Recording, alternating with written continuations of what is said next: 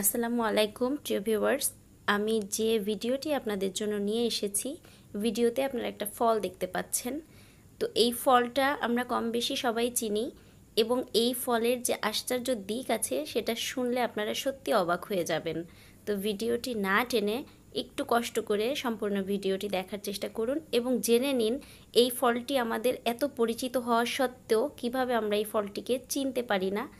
এই জন্য আমি ফলটিকে প্রথমে আপনাদের সাথে পরিচয় করিয়ে দিচ্ছি। এই ফলটি হচ্ছে গোল্ডেন বেরি। এটা গ্রামের বাড়িতে বা রাস্তার আনাচে কানাচে দেখা যায়। আমরা প্রায় এই ফলটাকে বুনো ফল বলে চিনে থাকি এবং এই ফলটাকে আমরা ধরিও না, ছুঁইও না, খাইও না। কিন্তু আসলে এই ফলটার যে এত গুণাগুণ তা আপনারা না জানলে সত্যি মিস করবেন। তো প্রথমে আমি বলি যে এই ফলটা আসলে কোথায় বেশি জন্মায়। এটা হচ্ছে সাউথ আমেরিকান একটা প্লান্ট। এটা জন্মায় হচ্ছে পেরু, ইকুয়েডর এবং কলম্বিয়াতে সবচেয়ে বেশি জন্মায়। এটাকে গুসবেরি অথবা গোল্ডেন বেরি অথবা গ্রাউন্ড চেরিস বলা হয়। এটা বুনো গাছ কিন্তু পৃথিবীর উষ্ণতম স্থানে বেশি জন্মায়। তো গোল্ডেন বেরিজ হয় উজ্জ্বল কমলা কালারের ফল।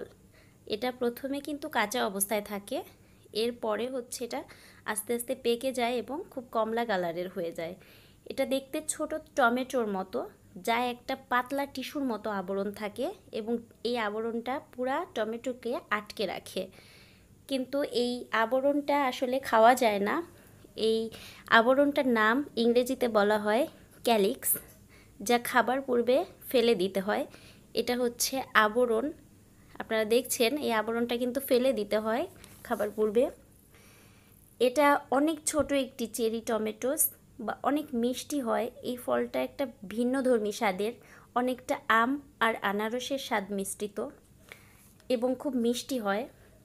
এই ফল অনেকভাবে খাওয়া যায়, যেমন জুস করে, সালাদের সাথে, সস তৈরি করে অথবা জ্যাম, জেলি হিসাবেও তৈরি করা যায়।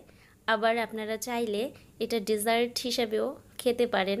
বিভিন্ন ধরনের ডেজার্ট তৈরি করা যায় এই ফলটা থেকে। আবার এমনিতেও কিছু না করেও কাঁচা অবস্থায় খাওয়া যায়, কিন্তু সেটা হচ্ছে রান্না বাদে কাঁচা, কিন্তু একেবারে কাঁচা অবস্থায় খাওয়া যায় না, পাকা খেতে হয়, বাট রান্না না করেও খাওয়া যায়। যাই হোক, এবার আমি আসছি এটার গুণাগুণ সম্পর্কে কিছু বলবো আপনাদেরকে। এটা রাস্তার আনাচে কানাচে আমরা ফেলানো অবস্থায় গাছগুলোকে আসলে মূল্য দেই না, কিন্তু এইটা বিদেশে কিন্তু প্রচণ্ড পরিমাণে চলে। তো এই গাছের ফলটা এত উপকার, আপনারা শুনলে সত্যি অবাক হয়ে যাবেন। তো শুরু করছি। প্রথমেই বলি যে 1 কাপ মানে 140 গ্রাম গোল্ডেন বেরিতে আছে কি কি সেটা একটু জেনে নেই।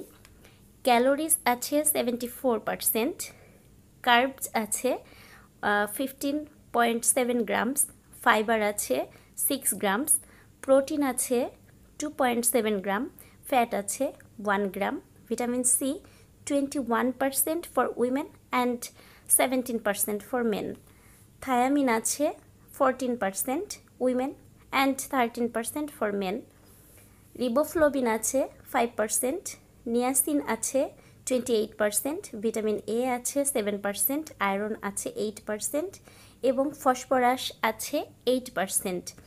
আরও আছে বেটা ক্যারোটিন অ্যান্ড ভিটামিন কে এবং সামান্য ক্যালসিয়ামও এতে আছে। প্রতি কাপে 140 গ্রাম, যেটা হচ্ছে vitamin, minerals and fibre with only 74 calories. আর গোল্ডেন বেরিতে আছে হাই অ্যান্টিঅক্সিডেন্ট। অ্যান্টিঅক্সিডেন্ট মূলত শরীরের বিভিন্ন ড্যামেজ এবং ক্যান্সারের বিরুদ্ধে বাধা দেয়।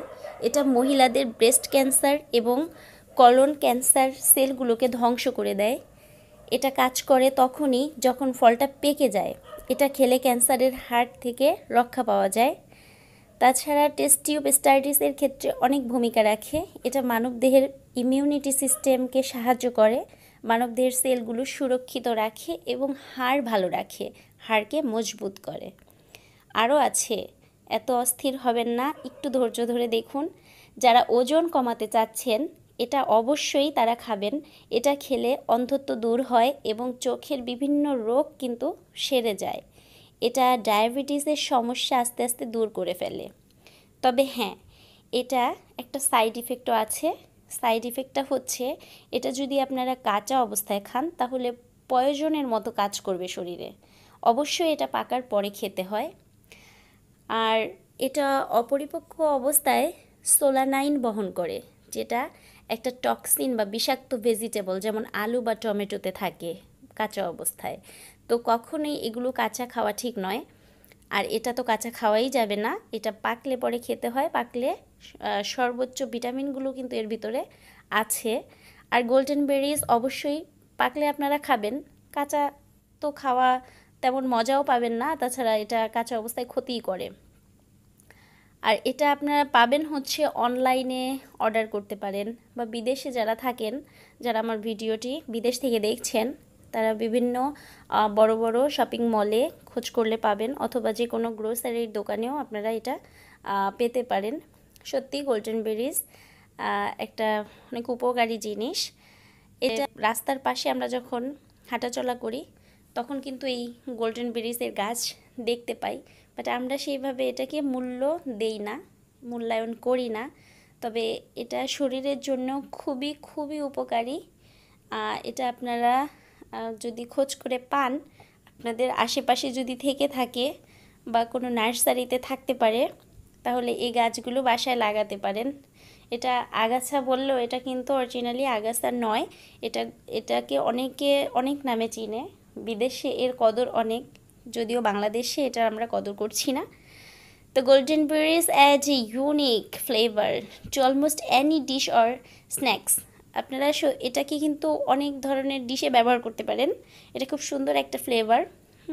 এটা looks like that tomato, but অনেক সুন্দর। তো আমি এটাই সাজেস্ট করি যে এটা আসলে সবারই খাওয়া উচিত, কিন্তু পরিমাণে কম। আর কাঁচা অবস্থায় খাওয়া যাবে না, পাকলে সর্বোচ্চ ভিটামিনগুলো আমরা পাবো। তো আশা করছি আজ আমার ভিডিওটি আপনাদের ভালো লেগেছে। তো ভালো লেগে থাকলে লাইক কমেন্ট শেয়ার করবেন, সাবস্ক্রাইব করতে ভুলবেন না। সবাই ভালো থাকুন, সুস্থ থাকুন। আজ এ পর্যন্ত, আল্লাহ হাফেজ।